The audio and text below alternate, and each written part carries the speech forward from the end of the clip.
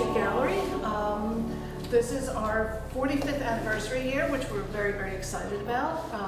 Today we're very excited to have two of our artists doing talks on these two really, really dynamic shows. Jacque Ferretti and Jim Brossi. So without any further ado, I'll introduce Jacque and have her introduce her show. Thank you. Thank you.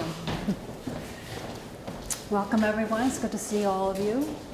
I chose to have the colors of red, black, and white to show work that was some work is from a while ago, different times.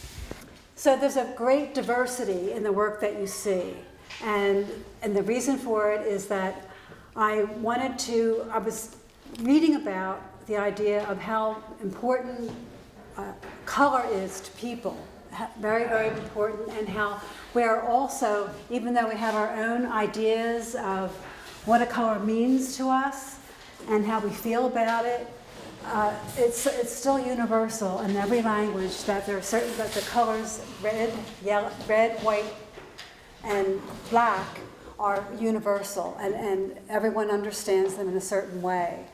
And so from signs that you see to billboards, everything, there's a very, very, very, people who are in that industry, there's a very good reason why you see certain colors glaring at you for certain reasons. You are being manipulated into having a certain feeling and wanting to buy something or look at it again because of a great part of it is the color, all right? And we all have our favorite colors, and it's not as easy to really figure out why you are drawn to a certain color. It just is, and it seems to stay with you. Like I have this red painting here.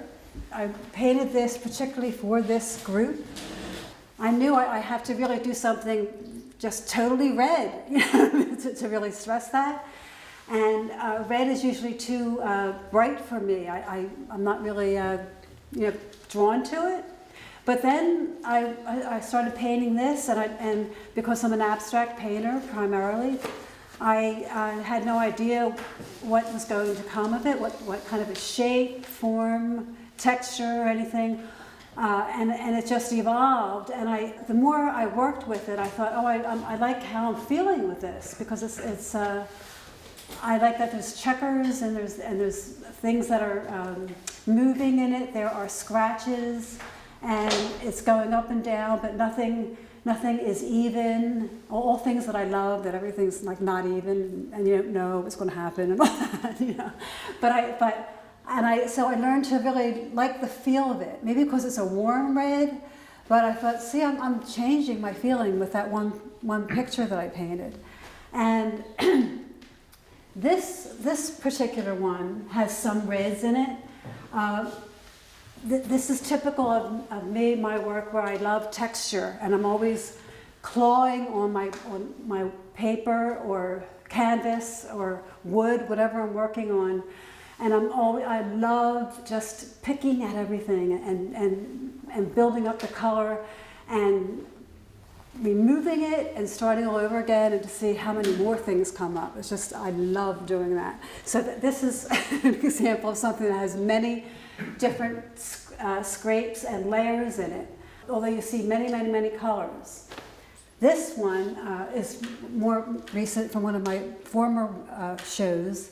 Very dark, black, as you can see, but I felt really comforted by it when I was finished, because it has an underlayer of red, a lot of red under that black, and I covered that with the black, and I love the fact that when I was finished, that in certain lights, I could see right now, you could see the red in the black. You could feel that warmth of the red in that black.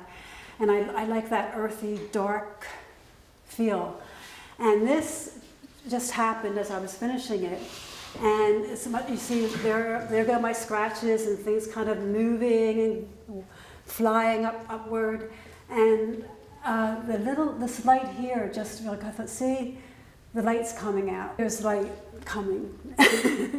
So I feel good now, seeing that. This particular piece is one of the older ones, and this was part of a large show I had, which was all about my grandmother and grandfather. Bella and Sharky, that's where they're Bella, my grandmother, and Sharky, her husband. And this is one of the pieces. It was for a whole show. It was just all about them. And I'll just tell you how what's in here is about their life. They were very, very poor, and my grandfather died in his 20s, and my grandmother had 4 children already and was carrying my mother when he died. And I remember different stories from them where, for instance, my mother was always told by my grandmother, when she would ask, like, why did I have a daddy, that kind of thing. My grandmother told her, he was going up to heaven while you were coming down. And she said, I'm going to start crying.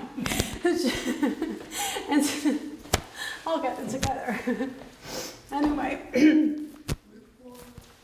water.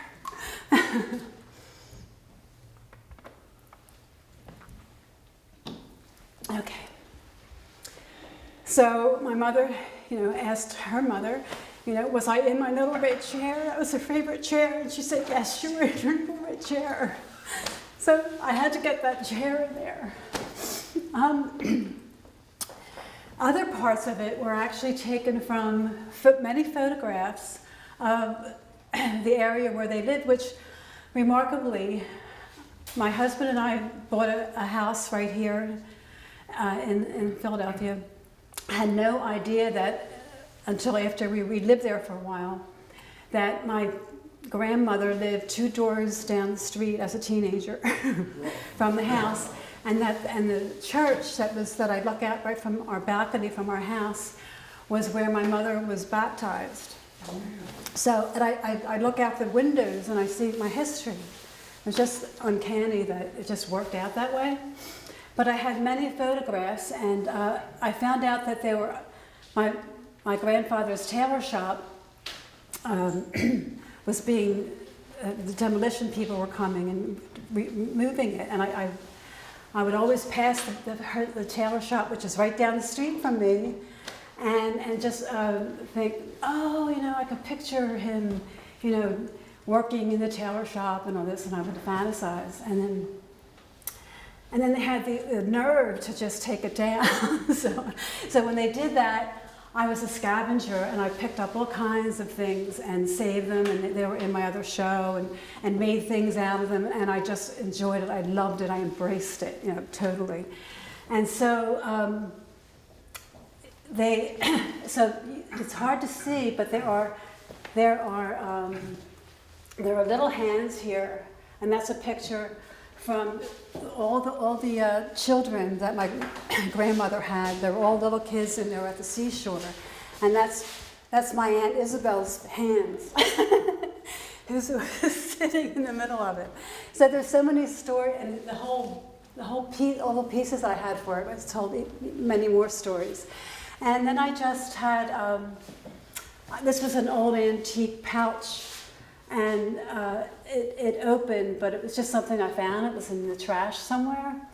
And I'm always collecting stuff like that. And I just put that there because I thought, because there are secrets, and there's, maybe if you open that, you'll find out. So I play with stuff. So, this is the last one about this one. I'll start with this one. Because my family, grew up in Philadelphia. How you hear people in Philly say "yo" all the time. Do you ever hear that? Very, very common. And you still hear it all the time. And so I made this little design here, and it was all little O's for yo, yo, yo, yo, yo, all here. So that's where that came from. Now, moving along. This was something where I was just using my love for abstraction, and I had no plan about what I was going to paint. And and it ended up being a dog, you know, a yellow dog, and and I fell in love with him because he's so distorted, you know, and you know he's like a freak of a dog. He doesn't really have every leg and everything. But I thought, so what, you know? So I just liked. So I made him be able to sit where, you know, where he's strong, you know, he's strong and, you know, very, very together. And you might not see it, but I always saw it from the minute I finished this painting, is that, like, this is his eye, and he's sort of turned, and he looks like a real badass, you know, like he's like, here I am, you know? So that's why I liked him. Jacque, can I ask a question? Sure. It seems like you are very interested in layering and in things like appearing through other things, almost like a printmaking kind of technique. And I'm just like all of this in mixed media, and it kind of feels like that's at play here. Can you talk a little bit about that in your work? I'm not surprised to hear that from you, because I do love printmaking. If I had another life, I would be a printmaker. I loved it in art school and everything. I loved how you could play with it and change it and turn it and label it and layers and all that. Yes, I understand that. Yeah, I understand the connection you're saying. So now this one definitely has a story. So this is a piece which is mixed media. So from here to here, this square. All right, that was a photograph I took when I was walking through the city in Philadelphia, and which I normally do. I find an awful lot of my ideas for painting just by roaming around the city all the time. I take a lot of photographs, and a whole lot of my work comes from that. I'm not interested in like doing one subject or one kind of a thing and then doing it in a million ways. I have to find something new. I'm always looking for something new. Anyway, I didn't have to look too far because I was just walking along in the city, and I noticed, it was in a backyard, and I noticed this area right here where you see the chain link fence, and this is the backyard, and here's the back door. And you see this swan up here is right up on the top of a cement block that they used for a wall at their backyard. And this was all full of debris and everything down here, but there was a little ball here. And I for some reason it just like struck my heart, because I looked at the swan, and I had a thing about swans. So I thought, look at the person who lives there. You know, they're obviously, you know, very, very poor, and yet they come. I could picture them. They come out to their backyard, and they very carefully placed that little plastic swan on top of the cement blocks, and I, you know, I think I'm just dreaming, but I just think that meant something to them. Like, yeah, you know, like, this is good for me. This is good, you know? So I praise them for that. So I also have a thing for birds, especially blackbirds. So it was as if I wanted to protect the swan. So then I painted with this is all oil paint here, and I just like threw the blackbirds, you know, on this wire, like, you know, you're going to protect the swan for me. And then, for what it's worth, I'm not really sure, but all of this is just abstract painting, not knowing what I was doing, just letting it happen.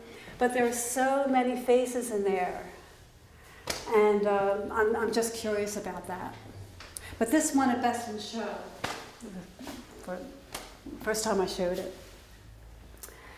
Okay, this one, I just made it up. We're just playing with it, and I had fun with it because I was using a lot of bright colors, which I don't usually all at once like that. And I see that someone bought it, so I guess it wasn't too bad. And this is more subtle, all right? This is part of a kimono that I had, and a kimono, I did a series of kimonos and different paintings and different things. And so this was one of them. And this was just very, very different than the others, as you can see, in that it's really soft. It's really soft and tender, and the brown is warm, and this isn't like bright red, fire engine red, but it's like warm orangey red. So, and this is more like a horizon to me. So this is more like comfort. And this one, this was different because this is all charcoal and on paper. And this is where you see me just really playing with my love for texture. So I just scratch and go over it and erase, keep playing until I think it's done. And for some reason it has cats all over it. So that just is kind of a nice surprise because I'm a cat lover. I wonder why that got in there. So that's about so when you read this is my quest for you, anyone who comes and sees my work or anything, is that as you could tell, I love stories and everything, but I love when I'm able to talk to someone who happens to look at anything that I do. Not that they have to like it or favor it, but I just like to learn what do you see, and then see how I can get that too, and what were you feeling? I love that. So I know that, for instance, when people go to an art gallery and they they see people leave and they wonder why some people leave an art gallery and then just they don't have any reaction, and and you wonder, did they hate it or where were they with that? But I also don't blame them for just keeping them feelings to themselves, because it's so private, how you read something, and it's scary to share that with someone. So I give you that. But if any of you want to just talk about Jim's work or my work, it doesn't matter. But I love to learn from you. Okay. Yes. I have a question. First of all, I love reds. I see a lot of brown in there. And this one? Yeah, and there's something going on with an abstract design. What is that? Yeah, I know what you're talking about, but I have no idea what it is. I know it's that interesting. I know. But I was building it up, and it was just how I was laying on color, and when I was finished it, I really didn't want any more, because I wanted just kind of the same thing. But when I was finished it, I saw that I had left those marks underneath before it all dried, and where you could see it now. And I thought, well, it wants to be there, and who knows, Yeah. Yeah. I would like to hear about you. Mm-hmm. From where you come from, where you started. Oh, sure. Well, I was a high school art teacher for 25 years. I lived in this area my whole life. I'm a Buddhist. I just received my Buddhist precepts, and I've been doing that for many, many, many years. That affects my artwork and how I feel about things, how I understand things. And it's an ongoing, for your whole life, of course, to keep following and coming back to that. And I feel that my art, is my meditation, along with all your other meditations when you're just sitting zazen. And I come from a family of 5 children.